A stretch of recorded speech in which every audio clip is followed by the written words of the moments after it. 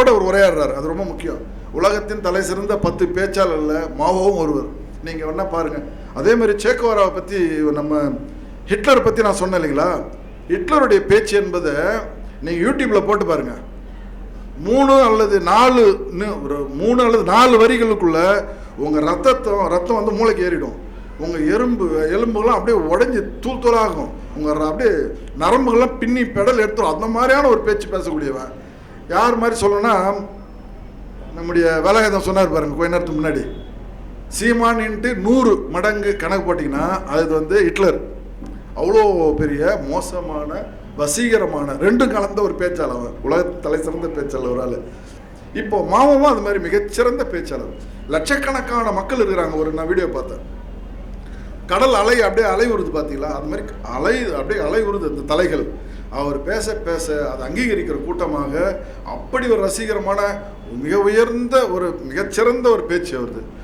அவரை அங்கீகரிக்கிற விதமாக இந்த நண்பர்கள் எல்லாம் சேர்ந்து என்ன பண்ணுறாங்க, ஒரு முடிவெடுக்கிறாங்க. இந்த நாடு மிக மோசமான சூழல் இருக்கிறதாக உணரப்படுகிற சூழலை தான் கூட இந்த நண்பர் ஒரு சின்ன ஃபேம்லெட் கொடுக்குறான். அந்த புத்தகத்தை வாங்கி அவர் படிக்கும் பொழுது அவருக்கு தோணுது, இன்னும் 50 வருடங்களில் சீனா என்கிற நாடு பொருளாதாரத்தில் மிக மோசமான விளைவை கண்டு சீரழிய போகிறதுன்னு வருது. அல்ல, ஐரோப்பிய நாடுகளுடைய வணிக நோக்கில் முதல் பலியாக போகிறது சீனா என்கிற நாடு என்பதை உணர்ந்த பிறகு இரவெல்லாம் அந்த மாவோ என்கிற மகத்தான மனிதனுக்கு, இளைஞனுக்கு தூக்கம் வரல. மறுபடியும் அந்த புத்தகத்தை படிக்கிறார். நண்பர்களோடு, தோழர்களோடு, பள்ளி மாணவர்களோடு மீண்டும் உரையாடுகிற பொழுது நாம் ஏன் ஒரு பயணம் மேற்கொள்ளக்கூடாது என்று முடிவெடுத்த பிறகுதான் ஒரு மாபெரும் பயணம் தொடங்குகிறது. அது இங்கிலீஷில் லாங் மார்ச்ன்னு நினைக்கிறேன். என்ன தோட லாங் மார்ச் தானே, மாபெரும் பயணம் அப்படின்னு சொல்லி அந்த பயணம் அப்படி தொடங்கும் பொழுது அவங்களுடைய நோக்கம் ஒன்று தான். கிராமப்புறங்களில் இருக்கிற விவசாயிகளும் தொழிலாளிகளையும் ஒன்றிணைத்து, மாணவர்கள்லாம் இணைச்சி, இளைஞர்களாம் இணைச்சி, அங்கே நடக்கக்கூடிய அசாதாரணமான சூழல், கொஞ்சம் நெஞ்சம் இல்லை, மிக பெரும் வறுமை, மிக சொல்ல முடியாத அளவுக்கு பஞ்சம், வரி போகிறத பற்றி நம்ம சொல்லவே வேணாம். இப்போ நம்ம எவ்வளோ துன்பத்தில் இருக்குன்னு தெரியும். வரி மேலே வரியாக போடுறாங்க. சொல்ல முடியாத அளவிற்கு வரி வந்து அங்கே போடப்படுது மக்கள் மீது.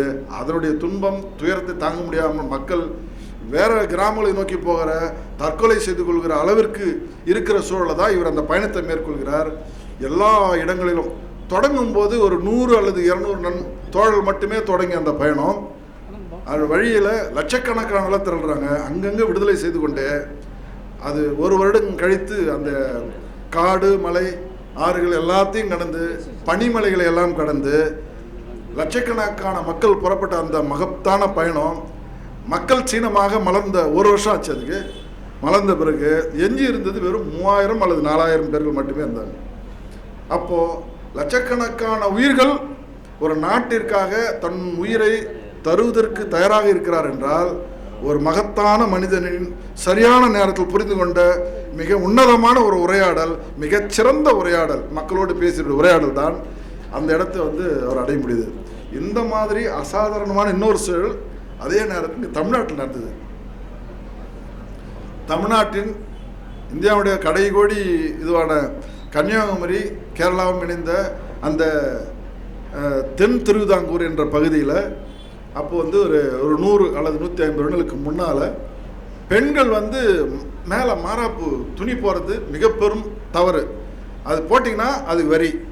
அவங்க ரவிக்கு அணிகிறதுக்கு வரி அப்படின்னா அவங்க சாப்பிட்றதுக்கு கஷ்டம். வரின்னா அப்படி கொடுமையான வரி, எல்லாத்துக்கும் மீதான வரி. அரசு அங்கே ஆள்பவர்களுக்கு ஒரு துளியும் மக்களை பற்றி எந்த கவனமும் அவங்களுக்கு இல்லை. மீசை வச்சு ஆம்பளைங்கன்னா அதுக்கு வரி, காட்டு முன்னாடி மாதிரி முடி தொங்குதப்பா வெட்டணும் அதுக்கு வரி, வெறும் இடுப்புக்கு ஒரு துணியை கட்டணும் அதுக்கு வரி, எல்லாத்துக்கும் வரி. ஒரு கட்டத்துக்கு மேலே மக்களால் தாங்கவே முடியல. துயரமும் துன்பமும் மிக, நீங்கள் யோசிச்சு பாருங்களேன். இதுக்கு அப்படியே பேரலாக ஜேம்ஸ் வாண்ட் வந்து என்ன பண்ணுறாருன்னா தொழிற்புரட்சி கண்டுபிடிக்கிறார். அவர் தான் உலகத்தில் நீராவி இன்ஜினை கண்டுபிடிச்சி மிடில் கிளாஸ்னு இப்போ நம்மளாம் இருக்கிறோம். அந்த மிடில் கிளாஸ்ன்ற வர்க்கமே அப்போ தான் உருவாகுது. ஆனால் இங்கே ஒரு மனிதன், பெண்கள் ஆடை இல்லாமல், இடுப்புக்கு மேலே ஆடை இல்லாமல் இருந்த இந்த சமூகத்தில், தமிழ் சமூகத்தில் நடந்திருக்க அவமானம், இதை அந்த நேரத்தில் சொல்ல முடியாத துன்பத்தையும் துயரத்தையும் தாங்கி கொண்ட அந்த மக்களுக்கு எங்கிருந்தோ ஒரு குரல், ஆறுதலான குரல், கிராமமாக வீடு வீடாக போய் மிக சாந்தமாகவும் அன்பாகவும் உரையாடுது. கவலைப்படாதீங்க, நாம் எல்லாம் ஒன்றா சேருவோம், எந்த பயமும் வேணாம், நமக்குள்ள ஒத்துமையாக இருந்தால் எந்த அரசாங்கம் இருந்தாலும் ஒன்றும் பண்ணாது அப்படின்னு சொல்லும்போது அந்த மக்களுக்கு அது ஒரு தெய்வத்தின் குரல் மாதிரி போயிடுது. ஐயா வைகுண்டர் என்கிற ஒரு மகத்தான மனிதன் அங்கே தொடங்குற பொழுது அந்த மக்களுடைய குரல் என்பது என்னவா மாறுதுன்னா ஒரு தெய்வத்தின் குரலாக அந்த குரலை பார்த்து எங்கு அவமானப்படுத்தப்பட்டு எங்கு வீழ்த்தப்பட்டார்களோ அந்த இடத்துல இன்றைக்கு தமிழ்நாடு முழுசும் இல்லை, இந்தியா முழுசும் மிக உயர்ந்த ஒரு உன்னதமான இடத்திற்கு நிலையை போய் அந்த மக்கள் அடைந்திருக்கிற அந்த இன்னும் ஒரு வரலாறு இருக்குது. அது மட்டும் இல்லாத நீங்கள் யோசிச்சு பாருங்கள் நண்பர்களே, நம்முடைய தமிழ்நாட்டில் சுதந்திரம் வாங்கின பிறகு காங்கிரஸ் பேரியக்கத்தை சேர்ந்தவர்கள் அதே காங்கிரஸ் எப்படி அந்த சுதந்திரத்துக்கு முன்னாடி இந்த நாடு எப்படி இருந்ததோ அதையே மெயின்டைன் பண்ணக்கூடியவர்களாக தான் அடுத்து வந்தவர்களும் இருந்தாங்க. அதே நிலச்சுவாந்தர்கள், அதே ஜமீன்தார்கள், அதே பணக்காரர்கள், தனவந்தர்கள் தான் இது. அதாவது சினிமா தேட்டர் ஓனருங்க, பஸ் ஓனருங்க, ரைஸ் மில் ஓனருங்க, இந்த மாதிரி ரொம்ப பெரிய பணக்காரர்கள் கூட அதிகார கூடமாக இருக்கும்போது தான் ஒரு சாதாரண ஒரு குள்ளமான ஒரு உருவம் கொண்ட ஒரு மனிதன் மக்களிடம் கரகரத்த குரல் பேசி பேசியே இந்த மக்களிடம் எவ்வளவு முடியுமோ அவ்வளோ பேசி பார்த்தார்.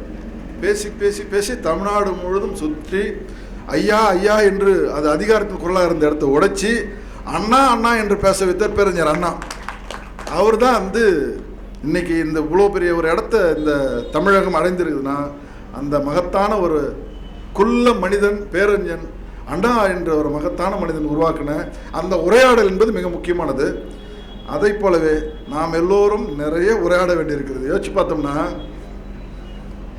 ரோசா லக்சம்பர்னு ஒரு பெரிய ஒரு அருமையான ஆய்வாளர், செயல்பாட்டாளர், அவங்க சொல்கிறாங்க, என்ன சொல்கிறாங்கன்னா ரொம்ப சிம்பிளாக சொல்கிறாங்க, நீங்கள் சமூக செயல்பாட்டாளர்கள் உரையாடலை நிறுத்திவிட்டால், மக்களோடு உரையாடுவதை நீங்கள் நிறுத்திவிட்டு அமைதி காத்தால் அங்கு பாசிஸ்டுகள் மேலெழுவார்கள், எனவே எச்சரிக்கையாக இருங்கள் என்று சொன்னார்கள். அதையே என்னுடைய உரையாடல் கலை என்ற தலைப்பாக சொல்லி முடிக்கிறேன். நன்றி, வணக்கம்.